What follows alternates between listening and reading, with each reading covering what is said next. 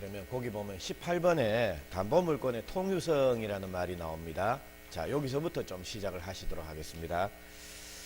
자, 그럼 우리 지금 보고 계시는 게 물권법을 보고 계시는데,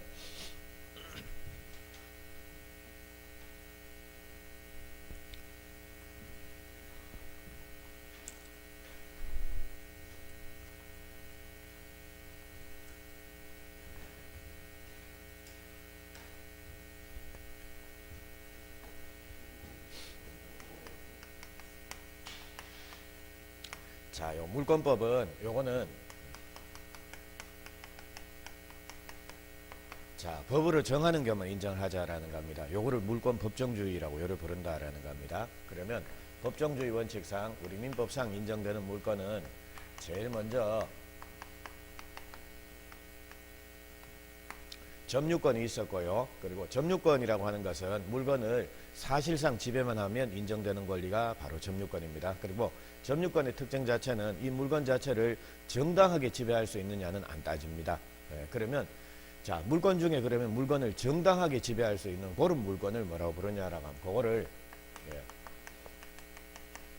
본권이다라고 요를 부르고요. 그리고 본권도 다시 자, 본권 중에 제일 대표적인 본권, 즉 물건을 정당하게 지배할 수 있는 권리가 바로 소유권입니다. 자, 그리고 소유권 이외에도 자, 즉 소유권은 물건 자체를 자유롭게 사용, 수익, 처분을 다 할 수가 있는데요. 근데 자, 소유권처럼 물건을 사용, 수익, 처분을 다 못하는 그런 권리도 있습니다. 예, 그거를 제한물권이다라고 요를 부르고, 제한물권도 다시 사용, 수익이 가능한 용익물권하고, 자,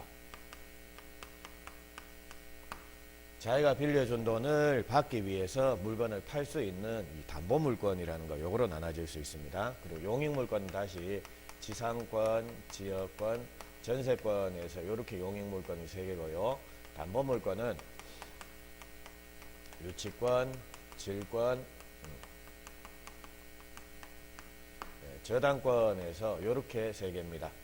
자, 그래서 자, 박스 쳐놓은 게 여기 8종류의 물건입니다. 우리 민법상 인정되는 물건이 이렇게 8개고요. 자, 그리고 참고적으로 요 질권이라고 하는 거, 요거는 대상 자체가 동산입니다. 그러니까 요거는 우리 시험 범위에 안 들어간다. 그래서 우리 시험 범위에 들어가는 거는 물권 중에 질권 빼놓고 7개입니다. 그거는 다 시험 범위에 들어간다라는 거 확인하시고, 그리고 자, 우리가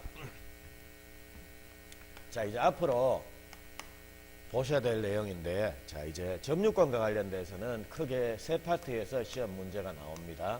그래서 제일 먼저 자주점유라는 표현을 좀 익혀 놓으셔야 됩니다. 그래서 요거는 1월달에 보시도록 하고요. 그리고 그 다음 나오는 내용이 점유자와 회복자의 관계에서 201조부터 203조까지입니다. 자, 그리고 그 다음 나오는 게 이제 점유보호 청구권에서 나오는데, 예, 다 1월달 이후로 다시 할 내용들입니다. 그래서 그거 나중에 이런 내용들 좀 확인하시면 되고, 그리고 소유권은 자, 나올 수 있는 내용이 상린관계라는 부분이 나옵니다. 근데 상린관계는 조문도 많고, 그리고 솔직히 뭐가 나올지도 모릅니다. 그리고 더욱더 중요한 거는 나온다는 보장도 없습니다. 그래서 요거는 그 기출문제 정도만 확인을 하시도록 하고요. 그리고 소유권에서는 굉장히 자주 출제가 되는 게 요 취득시효 부분입니다. 그래서 내 물건이 아니라 남의 물건이라도 일정 기간 동안 계속 점유하고 있으면 자, 소유권을 취득하게 된다. 그런 제도가 바로 취득시효라는 거고요. 그리고 요 취득시효는 지난번에 제가 그 프린트물에 그림을 한 7개를 그려드렸습니다. 그러니까 그 그림 정도만 파악하시면 3분의 2 이상은 다 됐다라고 보시면 됩니다. 자, 그리고 그 다음 나온 게 공동소유가 나왔는데, 요 공동소유는 한 개 물건을 여러 사람이 가지고 있는 형태, 그거를 공동소유다라고 이렇게 부르고요. 그리고 공동소유는 한 개 물건에 소유자가 3명이, 3명, 4명 이렇게 소유자가 많은 겁니다. 그러면 그 사람은 각각 독립한 한 개의 소유권을 가지는가, 아니면 한 개의 소유권을 나눠 가지고 있느냐라는 겁니다. 그래서 공동소유는 한 개의 소유권을 갖고 여러 사람이 나눠 가지고 있는 겁니다. 그러면 나눠 가지고 있다라고 하니까 각각의 목들이 있을 거 아닙니까? 그 사람들이 가지는 몫들, 그 몫을 지분이라고 이렇게 표현을 합니다. 그래서 공동 소유에는 이 지분이라는 말이 항상 등장을 한다라고 이렇게 보시면 됩니다. 그러면 이 공동 소유도 다시 공유니, 합유니, 총유니 이런 게 있는데 시험은 주로 나오는 게 공유입니다. 공유 부분이 시험에 나오고 합유, 총유는 개념 정도만 파악을 해 놓으시기 바랍니다. 그래서 합유라고 하는 것은 민법상 조합의 소유 형태다. 그리고 민법상 조합이라고 하는 게 바로 동업관계입니다. 동업자들이 한 개의 물건을 가지고 있다. 동업재산으로 가지고 있다라고 그게 합유재산이 되는 거고요. 총유는 법인 아닌 사단 내지 비법인 사단의 재산 소유 형태가 총유다. 그리고 총유에 해당되는 즉 비법인 사단에 해당되는 구체적인 예들이 문중이나 종중이나 혹은 교회 같은 거 이런 것들이 총유에 해당이 된다라는 거 이 정도만 파악을 하십시오. 그리고 그 외의 내용들은 뭐 잡다한 내용들이 나오는데 요것도 나중에 기출 문제 정도만 확인을 하시고 별도의 설명은 안 할 겁니다. 그 다음 나온 게 용익물건인데 용익물건 중에 요 지상권은 뭐니 해도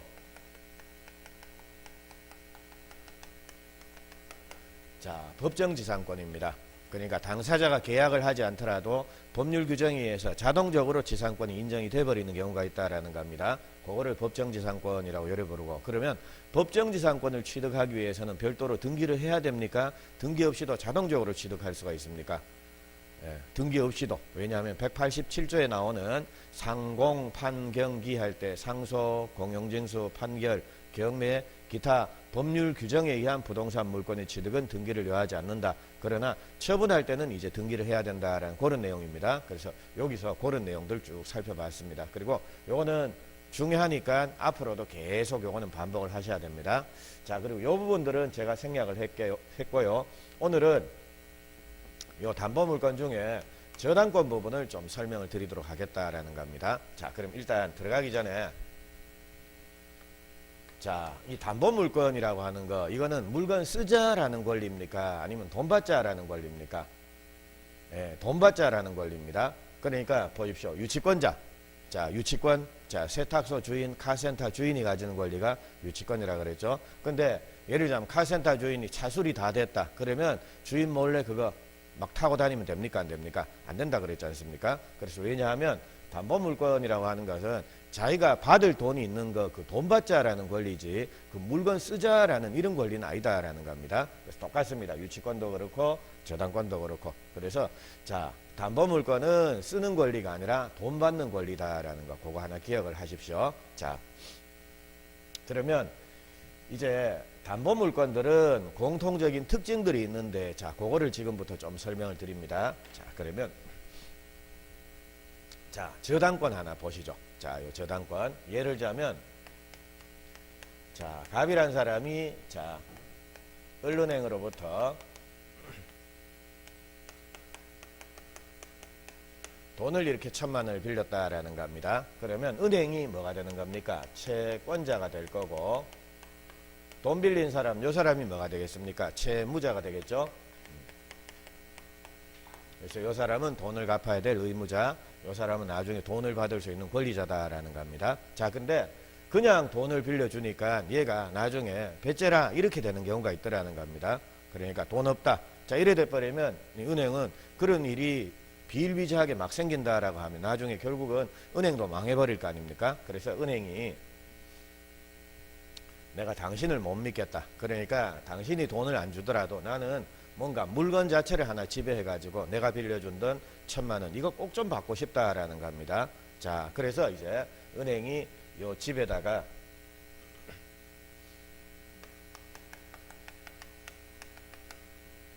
요렇게 저당권을 하나 설정을 했다라는 겁니다. 그러면 요 저당권 요게 금방 말씀드린 이렇게 담보물권에 해당되는 대표적인 예다라는 겁니다. 그러면 우리 보십시오. 일반적으로 돈을 빌리는 계약하고 저당권을 설정하는 계약은 서로 별개입니다. 그러니까 요 두 명 사이에 1,000만 원 빌립시다.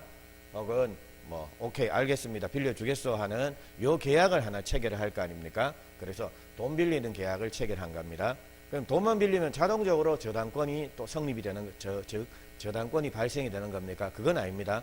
그래서 그냥 돈을 빌려줄 수도 있고 아니면 저당권 설정 계약을 또 따로 하는 겁니다. 그래서 지금 을하고 갑 사이에 자, 요 돈을 담보하기 위해서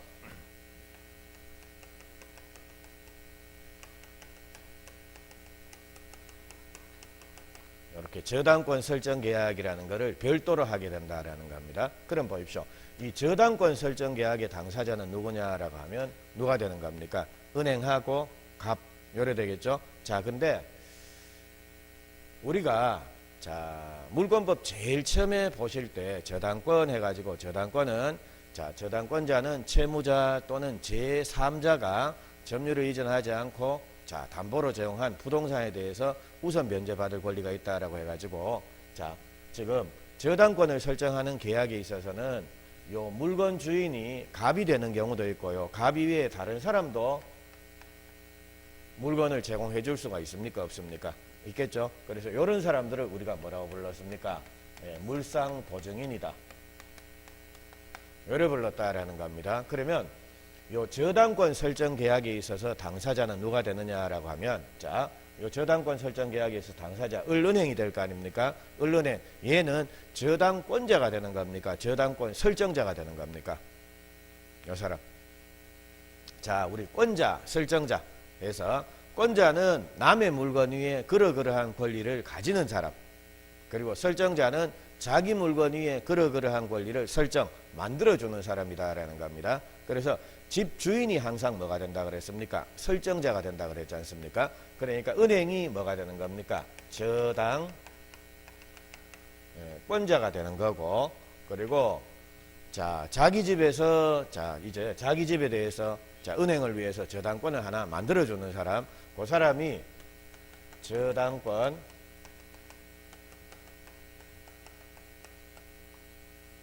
설정자가 된다라는 겁니다. 그럼 일반적으로 채권자가 저당권자가 되고 채무자가 저당권 설정자가 되는 게 일반적인 모습 아닙니까? 근데 저당권 설정자는 자, 금방 앞에서 제가 말씀드렸듯이 채무자가 저당권 설정자가 될 수도 있고 지집에 저당권 설정했다라고 하면 이런 사람도 저당권 설정자가 될 수도 있죠. 그래서 자, 돈 빌리는 사람이 아니라 제3자도 저당권 설정자가 되는 겁니다. 그래서 요 제3자 이런 사람들을 요래 부르자라는 겁니다. 물상보증인이다라고 요래 부르자라는 겁니다. 자, 그러면 이제 자, 요 저당권 설정 계약의 당사자가 누군지를 확인을 하십시오. 그래서 채권자하고 채무자 또는 물상보증인 요 사람들이 저당권 설정 계약의 당사자다라는 겁니다. 그러면 요점 한번 보시면 되고요. 자, 요거 한번 보십시오. 1,000만 원. 요거는 은행 입장에서 보면 뭐가 되는 겁니까? 채권이 될 거고, 돈을 빌린 갑의 입장에서 보면 1,000만 원 이게 뭐가 됩니까? 채무가 되겠죠. 근데 이거는 일반적인 채권이 아니라 혹은 일반적인 채무가 아니라 저당권이라고 하는 담보 물건에 의해서 특별히 담보가 되어지는 채권이다라는 겁니다. 그래서 이거를 담보 물건에 의해서 담보가 되어지는, 즉 담보가 되어지는 채권이다라고 해서 요거를 요래 부릅니다. 피담보 채권이니 피담보 채무니 요래 부른다라는 겁니다. 자, 그러면 피자가 당하다, 입다 뭐 이런 의미 아닙니까? 그러니까 왜 피해자는 뭡니까? 해를 당한 사람, 피의자, 의심을 받는 사람, 의심을 당하는 사람. 그래서 피담보 채권은 뭡니까? 담보 물건에 의해서 담보가 되어지는 채권이다라고 해서 요거를 피담보 채권이라고 요래 부른다라는 겁니다.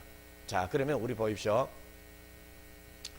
자, 담보 물건에서는 그냥 채권 채무라는 말은 절대로 안 나옵니다. 자, 그래서 담보 물건에서 항상 채권 채무 앞에 무슨 말이 붙습니까? 이 말이 항상 따라 붙습니다.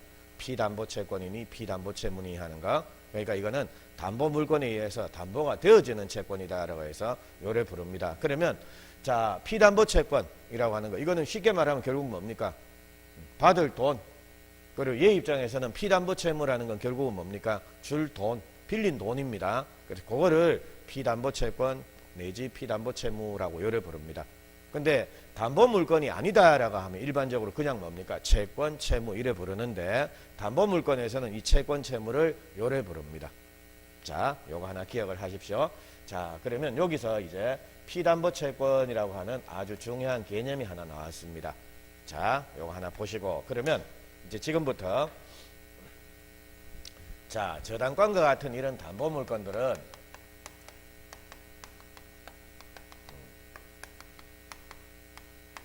자, 담보물건에는 공통으로 이런 성질이 있다라는 겁니다. 즉, 담보물건에 공통적으로 자, 이게 있을 유자를 써가지고 있는 담보물건에 공통으로 있는 성질, 요거를 요래 부르자라는 겁니다. 담보물건의 통유성이라는 표현을 씁니다. 담보물건이 가지는 공통의 성질이다라고 요래 보시면 됩니다. 자, 그러면 자, 담보물건의 통유성은 크게 논의가 되는 게 네 가지인데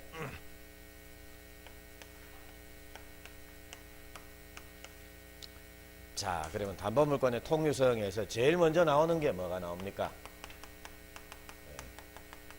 부종성이라는 말이 나옵니까? 예, 그래서 담보물건은 이렇게 부종성이라고 하는 게 있는데 부종, 자, 부수적이고 종속적인 성질을 가진다라는 겁니다. 따라 붙는 성질이라고 보시면 됩니다. 부종성, 부수적이고 종속적인 성질, 자, 그거를 부종성이라고 요래 부르는데 자, 그러면 부종성은 이런 내용입니다. 자, 이제 피담보채권이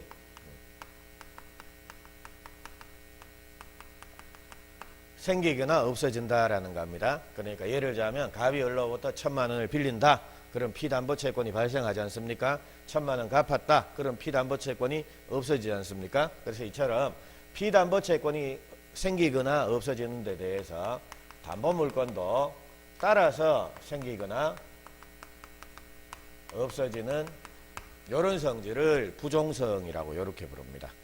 자, 부종성, 피담보채권이 발생 또는 소멸될 때, 자, 담보물건도 따라서 발생 내지 소멸되는 이런 성질을 부종성이라고 요래 부릅니다. 자, 그러면 자, 요 부종성 요거는 중요합니다. 자, 중요합니다. 그래서 요거는 왜 중요한지를 지금부터 제 예를 하나 소개를 해드리겠습니다.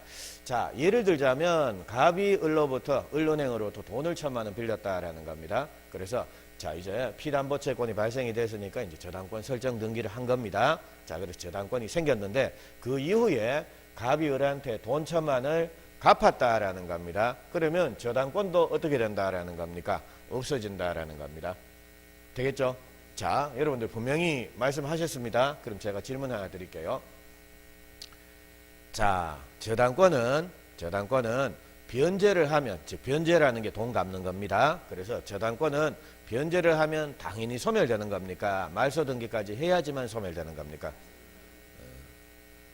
자, 금방 피담보채권이 없어지면 담보물건도 같이 없어진다라고 금방 말씀을 하셔놓고 그러니까 빌린 돈이 없다, 돈을 갚았다라고 하면 담보물건도 당연히, 즉 저당권도 뭡니까? 당연히 없어집니다. 말소 등기하지 않더라도 당연히 저당권은 없어진다라는 겁니다. 왜 없어지느냐? 예, 그게 바로 부종성 때문입니다.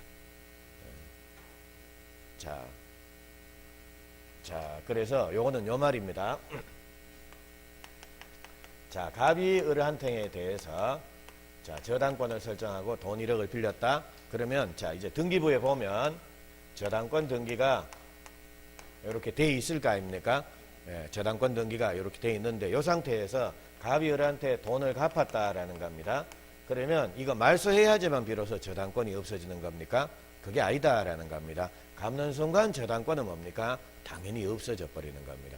근데 당연히 없어짐에도 불구하고, 즉 저당권이 없음에도 불구하고 등기부를 보면 아직 저당권 등기가 있습니까? 없습니까? 있죠. 그러니까 이 등기는 뭐냐라고 하면 이거는 빌린 돈도 없는데 그냥 괜히 등기가 된 겁니다. 그러니까 이거는 뭐가 되는 겁니까? 무효등기에 불과하다라는 겁니다. 그러니까 무효등기니까 이거는 자, 자기가 필요하면 언제든지 말소를 하면 되는 거고요. 그래서 자, 피담보채권이 없어지면 자, 저당권은 말소등기까지 해야지만 없어지는 게 아니라 부종성의 원칙상 뭡니까? 당연히 없어집니다. 야, 그러면 네 말대로 하면 그 등기부에 남아있는 등기는 뭔데? 자, 등기는 아무런 효력이 없는 무효등기에 불과하다라는 겁니다. 그러니까 무효등기니까 이거는 언제든지 나중에 자기가 필요하면 말소를 해버릴 수가 있다라는 겁니다. 자, 자, 되겠죠? 예, 그래서 부정성은 그것 때문에 자, 중요하다라는 겁니다. 그래서 앞으로 자, 요 부정성 요거는 우리 앞에 이런 거 보셨죠? 187조 상공판경기에서 상속, 공용징수, 판결, 경매, 기타 법률 규정에 의한 부동산 물권의 취득은 등기를 요하지 않는다. 그렇지만 나중에 처분을 할 때는 등기를 해줘야 된다. 그래서 요 기타 법률 규정 해가지고 이미 보신 게 그게 금방 보신 게 법정지상권입니다. 그러니까 법정지상권을 취득하려고 그러면 등기가 필요합니까? 필요 없습니까? 필요 없다라는 겁니다. 나중에 생긴 법정지상권을 딴 사람한테 넘길 때는 그때는 등기가 필요하다라는 겁니다. 그리고 자, 기타 법률 규정 여기에서 또 하나 금방 말씀드렸듯이 자, 저당권이라고 하는 권리는 자, 말소 등기를 해야지만 소멸되느냐 아니면 피담보 채권이 없어지면 당연히 소멸되느냐 당연히 소멸된다라는 겁니다. 나중에 여기에서 밑줄을 5개를 쭉쭉쭉쭉 칠 겁니다. 그래서 요 중에 하나입니다. 자, 피담보채권 소멸로 인한 담보물권의 소멸. 자, 요것도 법률 규정에 의한 부동산 물권 변동에 해당이 돼서 별도로 등기할 필요 없이 당연히 요거는 없어진다라는 겁니다. 근데 등기부에 남아있는 이거는 그러면 뭔데? 예, 무효에 불과합니다. 효력이 없는 무효 등기에 불과하니까 요거는 나중에 언제든지 필요하면 말소를 할 수가 있다라는 겁니다. 됐죠? 자, 그래서 요까지 한번 보십시오. 자, 그리고 두 번째. 자, 수반성이라고 하는 게 나오는데, 수반성. 자, 이건 별거 없습니다. 자, 수반성은, 자, 수반한다. 뭐, 수반, 내지 동반한다. 예. 자, 요겁니다. 그래서 피담보채권이 딴 사람한테 이전되면 담보물권도 따라서 이전되는 성질. 요거를 수반성이라고 요를 부릅니다. 그럼 예를 들자면 을은행이 자, 갑한테 받을 돈 채권 자, 이 1,000만 원입니다. 이 채권을 병은에게 양도를 한 겁니다. 그러니까 예를 들자면 이 은행이 망해갖고 이 은행이 가지고 있는 일체의 권리 의무가 얘한테 다 넘어간다라는 겁니다. 그래서 이제 이것도 넘어간 겁니다. 자, 이런 경우에 채권 이것만 넘어가느냐 아니면 여기 따라 붙어 있는 담보물권 이것도 같이 넘어가느냐라는 겁니다. 예, 그래서 같이 넘어간다. 예, 그래서 피담보채권 이전되면 저당권 이것도 야명의로 함께 바뀐다라는 겁니다. 그래서 요거를 수반성이라고 요를 부릅니다. 근데 수반성은 뭐 별로 예 그렇습니다. 자, 그리고 요번에는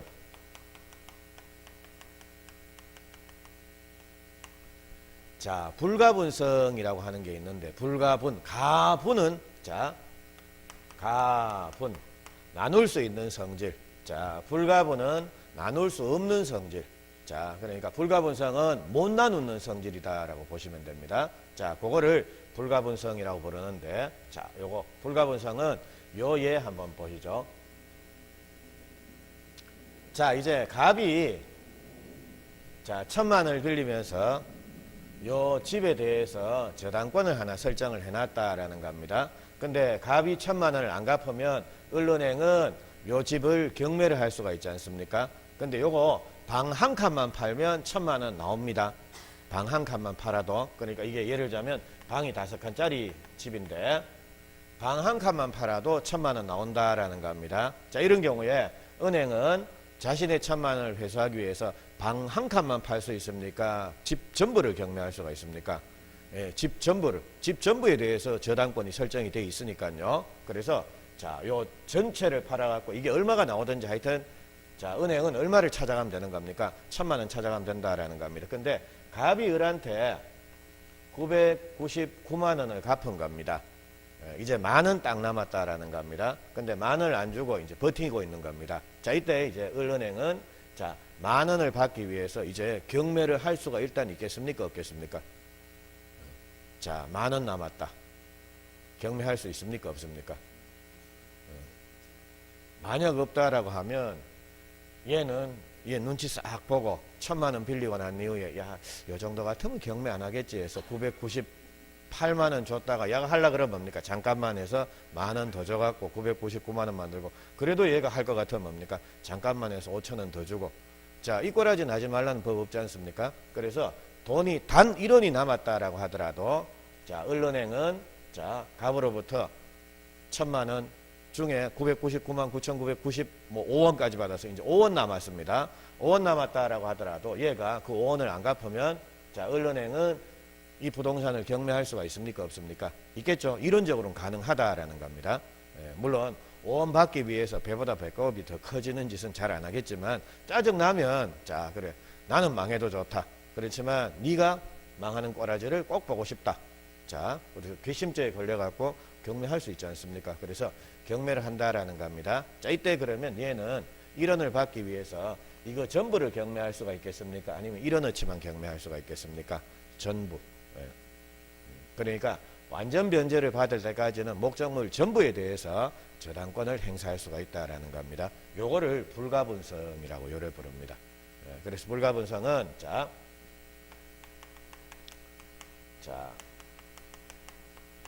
피담보채권 전부를 변제받을 때까지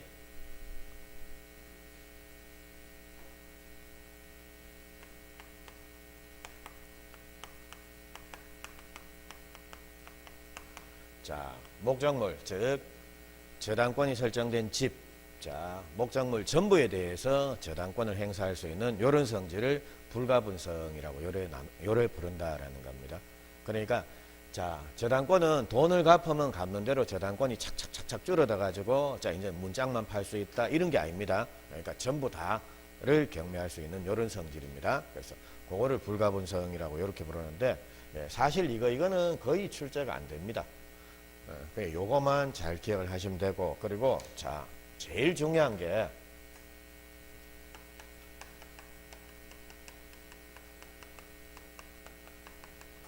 자, 물상대위성이라고 하는 게 있습니다. 자, 요거는 단독으로도 출제가 되기도 하는데요. 그럼 일단 들어가기 전에 물상대위라는 거, 자, 요걸 한번 분석을 한번 해보죠. 대위라고 하는 게 뭡니까?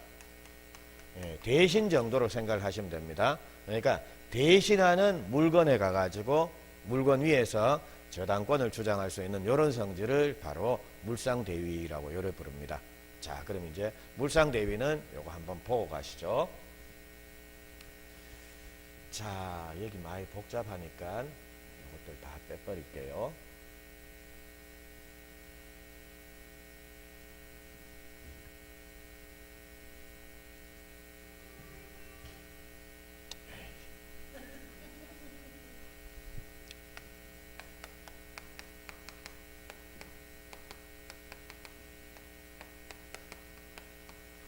자, 요게 이제 피담보채권. 자, 요 상태인데요. 자, 그럼 우리 보십시오. 저당권이 설정된 집, 이것도 거래를 할 수 있겠습니까? 없겠습니까? 저당권이 설정된 집은 못 사는 겁니까? 살 수 있겠습니까? 살 수 있겠죠? 그래서 얘가 샀다라는 겁니다. 샀는데 아직까지 얘가 돈을 안 갖고 있다라는 겁니다. 이런 경우에 은행은 자, 만약 갑한테 돈을 빌려줬는데 갑이 1,000만원을 안 갚는다라고 하면 은행은 저당권 실행 경매, 즉 갑집을 경매할 수 있습니까? 없습니까? 있겠죠? 자, 근데 이번에는 저당권이 설정된 집을 A가 샀습니다. 근데 샀는데 보통은 아마 일반적으로는 이렇게 할 겁니다. 얘가 자, 그러니까 내 잔금 치를 때까지 저당권을 없애라. 그러니까 뭐 네가 빌린 돈을 어떻게 하든지 없애라. 이렇게 해가지고 깨끗한 집을 넘겨받는 게 일반적인 모습일 겁니다. 근데 얘가 끌어안고 살 수도 있을 거고요. 그러니까 매매 대금에서 이것만큼 빼버리고 그렇게 자, 내가 그럼 돈 갚을게 해가지고 고래 살 수도 있을 거고, 아니면 이런 경우도 있겠습니까? 돈은 다 지불하고 돈을 그냥 다 지불하고 그냥 아무 소리 하지 않고 저당권 붙은 채로 살 수도 있겠습니까? 없겠습니까? 있겠죠? 멍청하게 모르면 그래 살 수도 있다라는 겁니다. 그래서 얘가 팔 때 사장님, 그래 이 저당권 이거 뭐예요? 그러니까 얘가 그거 괜찮아요. 걱정하지 마세요 해가지고, 그러니까 내가 선물로 그거 하나 붙여드릴 테니까 크리스마스 선물이라고 생각하세요 해가지고 얘는 그래 그러면 선물이니까 좋다 해가지고 돈 다 주고 샀다라는 겁니다. 근데 얘가 돈을 안 갚았다라는 겁니다. 자, 그럼 이제 크리스마스 선물 받았으니까 크리스마스에서는 얘들이 아무 조치를 않지 할 겁니다. 크리스마스 지나고 나가지고 얘 집을 경매할 수 있겠습니까? 없겠습니까? 자, 얘는 얘한테 빌려준 1,000만원을 회수하기 위해서 이제 명의자가 달라진 A의 집을 경매할 수 있습니까? 없습니까? 있다라는 겁니다. 자, 왜냐하면 보십시오. 저당권은 물권입니까? 채권입니까? 물권이죠. 물권이니까 물권은 특정인한테만 주장할 수 있습니까? 모든 사람한테 주장할 수 있습니까? 모든 사람한테. 자, 그러니까 저당권이라고 하는 것 자체는 자, 이 집이 누구 거냐라는 건 중요합니까? 안 중요합니까? 안 중요합니다. 그 집에 저당권이 설정되어 있다라고 하면 집주인이 누가 되든지 관계없습니다. 그래서 얘가 만약 트럼프다, 오바마다, 혹은 대통령이다, 문 대통령이다 이렇다라고 하더라도 이 사람은 얘한테 받을 돈이 있다.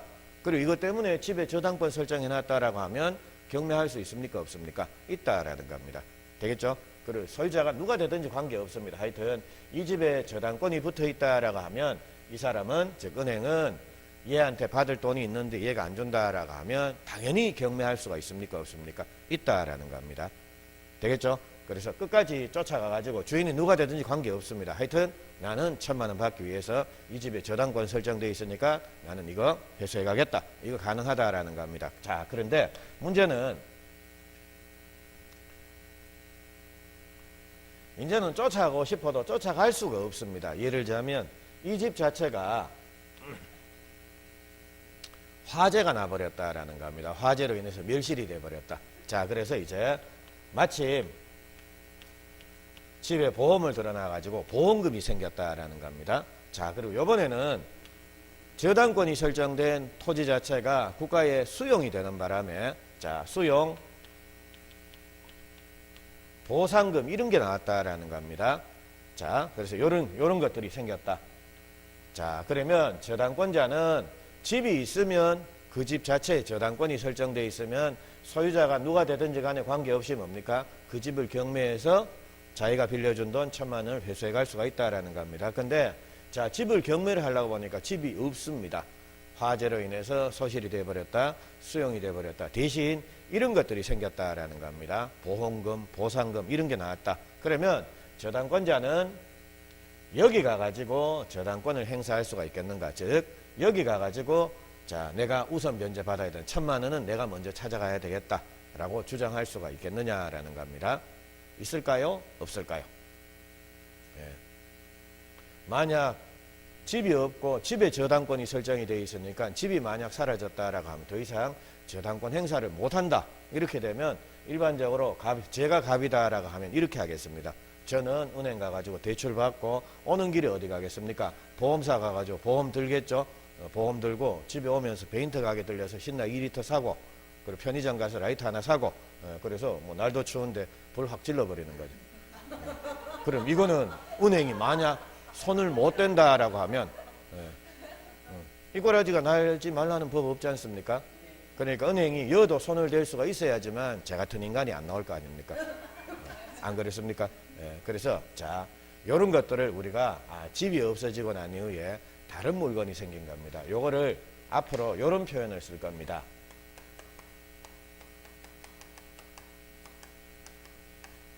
자, 가치 변형물이다라는 요런 표현을 쓸 겁니다.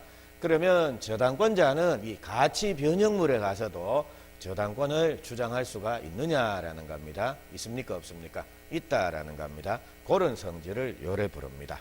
물상대위라고 이렇게 부릅니다. 즉 대신하는 물건, 즉 대신하는 가치 변형물 위에서 저당권의 효력을 주장할 수가 있다라는 겁니다. 그래서 요거를 물상대위라고 요래 부릅니다. 자, 그래서 물상대위는 가치 변형물에 대해서도 이렇게 저당권을 주장할 수 있는 이런 성질을 물상대위다라고 요래 부르자라는 겁니다.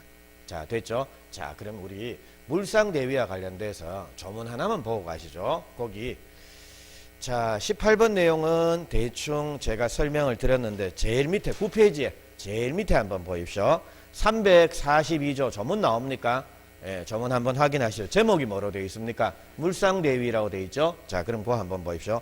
저당권은 저당물의 멸실, 훼손, 공용징수로 인해서 저당권 설정자가 받을 금전 기타 물건, 저당권 설정자, 즉 저당권 설정자 갑이 받을 금전 기타 물건, 예, 가치 변형물에 대해서도 이를 행사할 수가 있다라는 겁니다. 그리고 이 경우에 즉 물상 대위를 하는 경우에는 그 지급 또는 인도 전에 압류해야 된다라는 말이 돼 있죠.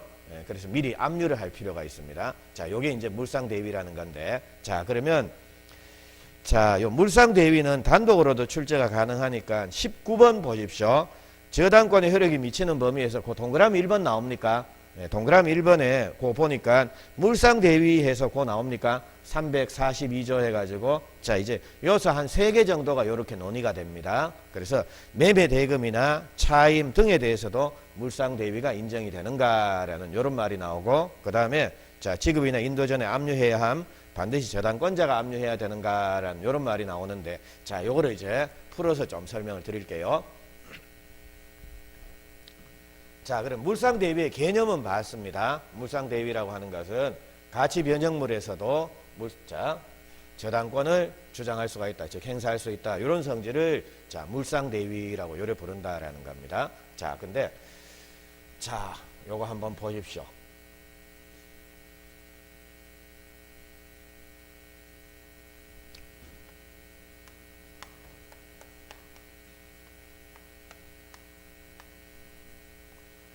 자, 저당권이 설정된 집도 거래할 수 있다 그랬지 않습니까? 그래서 이제 자 A가 갑으로부터 이 집을 샀다라는 겁니다. 그래서 등기를 넘겨받으면서 자 A가 갑한테 자 매매 대금을 준 겁니다. 혹은 갑이 A한테 이 집을 자 임대를 준 겁니다. 자 그래서 이 2년 동안 살아라 해가지고 월세 50씩 받으면서 임대를 줬다라는 겁니다. 자, 그러면 임대차 계약이 체결되면 A는 이제 갑한테 달달이 뭐 주겠습니까? 월세 주겠소. 월세 그거를 요래 부릅니다. 차임이다라고 요래 부른다라는 겁니다. 그러면 월세를 50씩 준다. 혹은 매매 대금을 매덕 준다. 자, 이런 경우에 자, 은행은 여기 가서 물상 대위를 할 수가 있느냐라는 겁니다. 즉 아까 보셨듯이 자 보험금이니 보상금이니 이런 게 나오면 여기 가서는 물상 대위, 즉 가치 변형물에 대해서 물상 대위를 할 수 있습니까? 없습니까? 있죠. 근데 과연 이런 것들도 가치 변형물에 해당이 되는가? 해당이 된다라고 하면 여기 가서도 자 이거 물상 대위 한다 해서 여기서 자기 1,000만 원을 우선 회수해 갈 수가 있느냐, 요 문제다라는 겁니다. 자 그러면 우리 보십시오. 자, 은행은 저당권이라고 하는 것 자체는 물권으로서 자, 집 주인이 누구냐라는 건 하등의 중요성이 없다 그랬지 않습니까? 그 집에 저당권이 설정되어 있으면 누가 소유자가 되든지 간에 저당권 실행을 해서 자기 돈 회수해 갈 수가 있다 그랬지 않습니까? 그럼 보십시오. 주인이 바뀐 겁니다. 이 집 존재합니까? 안 합니까? 하죠. 근데 을이 돈 안 준다라고 하면 을은 여기 가가지고 물상대위를 주장하는 게 낫겠습니까? 아니면 원칙대로 가서 이 집 경매하는 게 더 편하겠습니까? 집 경매하는 게 그게 저당권이라고 하는 것은 물건의 부동산에 대해서 자 저당권 설정 등기 해놨다가 돈 안 갚으면 뭡니까? 그 집 경매에서 자기 돈 회수해가는 이런 권리 아닙니까? 근데 그게 안 되니까 궁여지책으로 나온 게 뭡니까? 그러면 가치 변형물이 생겼다라고 하면 거기에 대해서도 저당권을 인정을 해주자. 그게 바로 물상대위다라는 겁니다. 그러니까 집 자체가 존재를 한다라고 하면 구태여 자 여기에 대해서 물상대위를 인정할 필요가 있습니까? 없습니까? 없다라는 겁니다. 되겠죠? 그래서 매매 대금이나 차임 이런 것들은 물상대위를 할 수가 있는가 없는가? 없다라는 겁니다. 자 그게 결론입니다. 자 그러면 없는데 왜 이게 논의가 되느냐라고 하면 자, 우리가 45년도에 해방되고 난 이후에 실질적으로 우리 민법을 쓴 거는 60년도부터 썼습니다. 그러면 이어서 45년도에 해방이 되고 자, 1960년도 1월 1일부터 이제 현행 우리 민법을 쓰고 있다라는 겁니다. 그러면 여기 전쟁 터지고 그리고 난 이후에 자, 한 15년 사이 요 상갈입니다. 여기에는 민사사건이 생겼겠습니까? 안 생겼겠습니까? 당연히 생겼을 거 아닙니까? 그럼 이때도 뭔가 재판을 하기 위해서는 기준이 있어야 될 거 아닙니까? 자, 그러면 민사사건에 대해서 어떤 자 기준을 썼느냐라고 하면 그때는 일본민법을 계속 썼습니다. 지금 60년도 우리가 만들어서 시행하기 전까지는 계속 일본 민법을, 그 전에도 일본 민법 썼을 거고요. 일본 민법을 해방되고 난 이후에도 60년도까지는, 60년도가 아니라 59년도 12월 31일까지는 썼다라는 거, 적용을 했다라는 겁니다. 자, 그래서 요 일본 민법 요거를 요래 부릅니다. 구민법이다라고 요래 부르고요. 요 이후로는 이제 뭐 현행 민법이다라고 요래 부르는데, 자, 쓸 필요 없습니다. 그냥 보십시오. 자, 우리 민법 지금 342조를 보시니까 물상대위는 공멸회해서 다 죽습니다. 그래서 공용징수 멸실 훼손으로 인해서, 자, 저당권 설정자가 받을 금전 기타 물건에서 자, 요런 것들 공용징수로 멸실로 훼손으로 인해서, 자, 금전 기타 물건이 생겼다. 그게 뭡니까? 가치 변형물이다라는 겁니다. 그래서 공용징수를 통해서 보상금 나왔을 거고요. 멸실 훼손을 통해서 보험금 나왔을 거고, 요래 될 건데, 자, 옛날 일본 민법에서는, 자, 이 조문이 어떻게 되어 있었냐라고 하면, 공용징수, 멸실 훼손, 매각이라는 말이 거기에, 그러니까 매매입니다. 매각이라는 말이 포함이 되어 있었다라는 겁니다. 자, 그러니까 일본 민법 하에서는 매매 대금에 대해서도 물상 대위가 됩니까 안 됩니까? 됐다라는 겁니다. 근데 현행 민법을 만들면서, 즉 우리 민법을 만들면서 학자들이 일본 민법을 분석해 보니까, 야, 이런 경우에는 구태여 물상 대위를 인정할 필요가 없네. 집이 있는데 뭐 집에 가서 경매하면 되지 왜 구태여 복잡하게 이렇게 뭐 물상 대위고 뭐고 이렇게 인정하느냐라는 겁니다. 그래서 현행 민법을 만들면서 이걸 뺐습니다. 그러니까 지금 일본 민법에서는 멸실, 훼손, 공용징수, 매각 해가지고 매매 대금도 물상 대위가 가능하다라고 해서 이렇게 근거 규정을 두고 있었는데, 자, 현행 우리 민법을 만들면서 보니까 구태여 매매 대금에 대해서는 인정할 필요가 없더라는 겁니다. 그러니까 빼자. 이거 뭐 복잡하게 뭐하러 넣어놓느냐 해가지고 빼버렸다라는 겁니다. 그러니까 이제 현행 우리 민법 하에서는 매매 대금에 대해서는 물상 대위를 인정할 필요가 있습니까 없습니까? 없다라는 겁니다.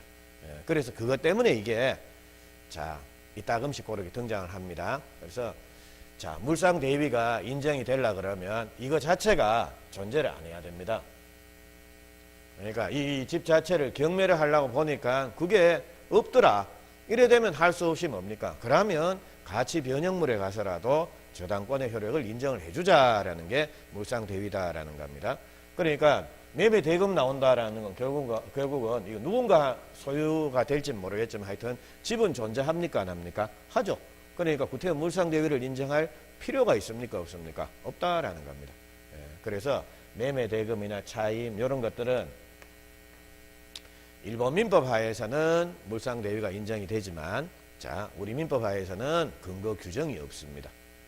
그래서 이건 인정이 되지 않는다라는 거. 그리고 왜 그럼 이건 뺐느냐? 그리고 이것 때문에 당락이 좌우된다라고 하면 일본 가가지고 중개사 시험을 치시면 한 문제 더 맞을 수 있을 겁니다. 자, 요거는 맞췄는지 모르겠지만 대신 일본어를 좀 배워야 되겠죠. 시간 많이 걸릴 겁니다. 자, 여기까지입니다. 여기까지 됐고, 그러면 이제 이런 것들은 물상 대위할 필요 없이 여기 가가지고 저당권 행사하면 된다라는 거, 요거 보시면 되고요. 자, 그리고 또 하나. 자, 그럼 아까 물상 대위의 대상이 되는 게 이제 얘가 받을 보험금, 보상금. 자, 여기에 대해서는 이거는 가치 변형물로서 물상 대위가 된다 그랬지 않습니까? 자, 그러면 이제 요겁니다. 요거 가치 변형물은 얘한테 지급이나 인도되기 전에 뭘 해야 된다라는 겁니까? 미리 압류를 해야 된다라는 겁니다. 자, 그러면 자, 은행이 이거를 압류를 하는 겁니다. 요거를 압류하는 이유는 뭐냐라고 하면 그 두 번째 그 행사 요건에서 지급 또는 인도 전에 압류해야 함 해서 요래 나오죠. 뒤에 그 관로가 나오죠. 자, 거기다 쓰는데 지금 쓰지 마십시오. 5자를 쓸 겁니다. 근데 지금 쓰지 말고 일단 설명을 들으십시오. 자, 그러면 한번 보십시오. 이게 자, 보험금, 보상금이 나왔다라는 겁니다. 그러면 얘가 이거를 받았다라는 겁니다. 갑이. 자, 이 돈을 받았다라고 하면 갑은 이 돈, 현금으로 받았겠습니까? 수표로 받았겠습니까? 수표입니까? 계좌이체 했겠죠. 자, 하여튼 그러니까 근데 하여튼 뭐 어떻게 받든지 간에 자 얘가 받았다라고 하면 이거를 진짜 안주머니 넣느냐 뒷주머니 넣느냐 그것도 잘 모르지 않습니까? 그리고 이게 얘 주머니 들어가면 이게 원래 있던 돈입니까? 보험금으로 받은 돈입니까? 보험금으로 받은 돈 써여 있습니까? 돈 보면 만 원짜리 보험용 해가지고 써여 있습니까? 아니죠. 그러니까 이게 여 들어가 버리면 이게 보험금으로 받은 돈인지 원래 있던 돈인지 구별이 됩니까? 안 됩니까? 안 된다라는 겁니다. 그래서 이 은행이 이거를 미리 압류하는 이유 자체는 이게 원래 있던 돈이 아니라 집이 불타서 받은 보험금입니다. 혹은 수용이 되는 바람에 받은 보상금입니다. 라고 구별을 하기 위해서 이렇게 압류를 요구를 한다라는 겁니다. 그래서 구별할 목적으로라는 거 요거를 자 우리 앞으로는 이렇게 표현할 겁니다. 자, 5자를 씁니다. 특정성 유지해서 이렇게 써놓습니다. 자, 압류를 해야 되는 이유는 압류해야 함이라는 거 뒤에다가 자, 그 괄호 속에다가 5자를 씁니다. 특정성 유지, 요게 목적입니다. 즉 특정성 유지라는 게 어떤 의미냐라고 하면 구별하기 위해서라는 의미로 받아들이시면 됩니다. 자, 됐죠? 자, 그럼 여기까지 해놓고 그리고 자 그러면 이제 압류는 이게 원래 있던 돈인지 보험금으로 받은 돈인지 구별하기 위해서 미리 압류해야 야한테 들어가기 전에 압류하라 그랬지 않습니까? 그러니까 구별만 되면 되니까 저당권자가 반드시 지가 직접 압류할 필요는 있습니까? 없습니까? 없다라는 겁니다. 그러니까 누구든지 갑한테 돈 받을 다른 채권자들 야들이 압류해도 충분하다라는 겁니다. 왜냐하면 이거 구별만 하는 게 목적이니까 되겠죠? 그래서 자 3개입니다. 자 물상대위라고 하는 거. 자 거기서는 일단 342조 조문에서 자 공멸회 공용징수 멸실 훼손으로 인해서 저당권 설정자가 받을 금전 기타 물건 즉 가치 변형물에 대해서도 저당권 효력을 주장할 수가 있다. 자 요런 성질을 물상대위다라고 요래 부르고요. 그리고 물상대위는 이제 가치 변형물에 대해서 물상대위가 가능한데 그러면 매매대금이나 차임, 월세 같은 것들은 가치 변형물에 해당이 되는가? 할 필요 없다라는 겁니다. 왜냐하면 자 매매대금을 받았다라고 하더라도 집 자체는 존재를 합니다. 그러니까 돈 못 받으면 집 자체를 경매해서 돈 받아가면 되지 구태여 복잡하게 물상대위라는 거 이런 거 인정할 필요 없다라는 겁니다. 자 그리고 2번째 자 물상대위를 하기 위해서는 미리 압류해야 된다라는 겁니다. 자 압류하는 이유 자체는 이게 저당권 설정자 주머니 들어가 버리면 기존에 있던 돈인지 보험금으로 하던 돈인지 구별이 안 된다라는 겁니다. 그래서 구별을 하기 위해서 자 그거를 특정성 유지를 위해서라는 이런 표현을 쓰고요.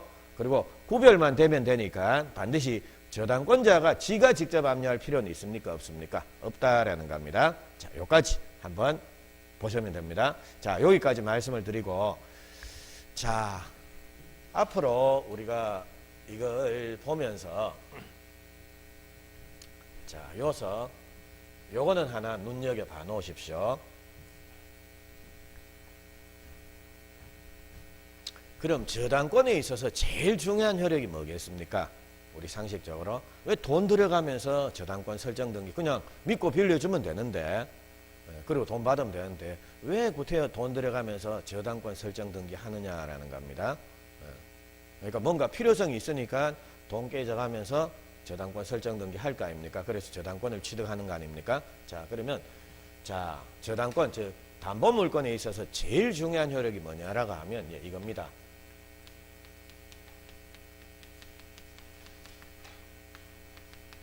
뭐 우선 변제권 내지 우선 변제력 그래서 요래 부르는데 우선 변제라는 거는 자 남들은 못 받더라도 나는 좀 뭡니까? 내 순서 따라서 돈 좀 한번 받아보자. 요게 바로 우선 변제입니다. 그러니까 예를 들자면 내가 빌려준 돈이 1,000만 원인데 1,000만 원 이거 남들은 못 받더라도 뭡니까? 나는 어떻게든 좀 받자. 그게 우선 변제라고 보시면 됩니다. 그럼 우선 변제는 자 우선 변제 요거는 담보물권에 있어서 제일 중요한 효력입니다. 되겠습니까? 그러면 이제 우선 변제를 받는 방법입니다. 그럼 우선 변제는 어떻게 받을 수가 있는가? 자, 지구상에 목적물이 존재를 한다. 즉, 집 자체가 존재를 한다라고 하면 이거는 소유자가 바뀌어도 소유자가 막 바뀐다라고 하더라도 그 집에 저당권이 설정되어 있다라고 하면 경매에서 돈 받을 수 있습니까? 없습니까? 있죠. 그래서 우선 변제권 이거는 지구상에 집이 존재를 한다라고 하면 이제 우선 변제를 받기 위해서 쫓아갈 수 있습니다. 요거를 요래 부릅니다. 추급력이니 추급효니 요래 부른다라는 겁니다. 쫓아가 가지고 예전에 왜 추농가 노비 쫓아가는 사람을 그거 있지 않습니까? 그런 드라마 못 보셨습니까?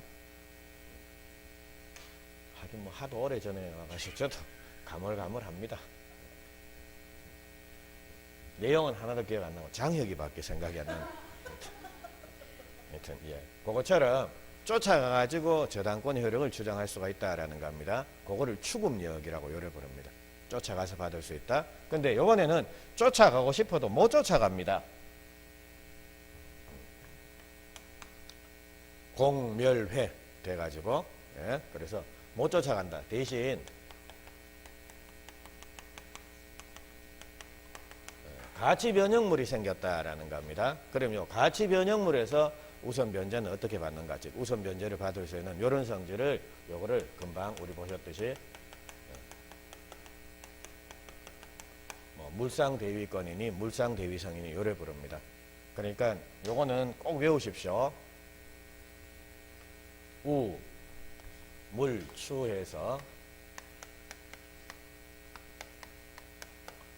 자 이건 항상 같이 돌아다닙니다. 이거는 항상 같이 돌아다닙니다. 똑같은 표현을 달리 어느 관점에서 어느 시각에서 봤느냐 그렇게 생각해도 관계없습니다. 그래서 저당권은 우선 변제권이 인정이 되고 추급력이 인정이 되고 물상대위가 인정이 되는 겁니다. 근데 왜 유치권이 있지 않습니까? 카센터 주인, 세탁소 주인의 가진 권리 유치권.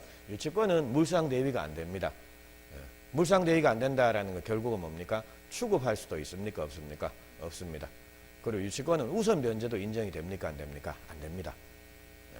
그래서 요 세 개, 우, 물, 추, 요거는 같이 돌아다닌다. 그래서 저당권은 우물추가 다 인정이 되는데 유치권 같은 경우에는 우물추 요게 인정이 안 된다라는 겁니다. 근데 요거는 나중에 문제를 풀 때 요 내용은 비로소 와닿을 겁니다. 근데 그 전에 봐놓으십시오.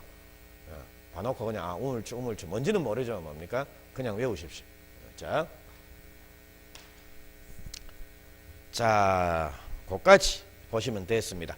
자, 요렇게 하시고, 조금 쉬시고, 그 19번에 저당권의 효력이 미치는 범위 해서 나오죠. 그래서 거기서부터 마무리를 짓고, 그리고 계약법으로 좀 넘어가시도록 하겠습니다. 자, 그러면 조금 쉬고 보시죠.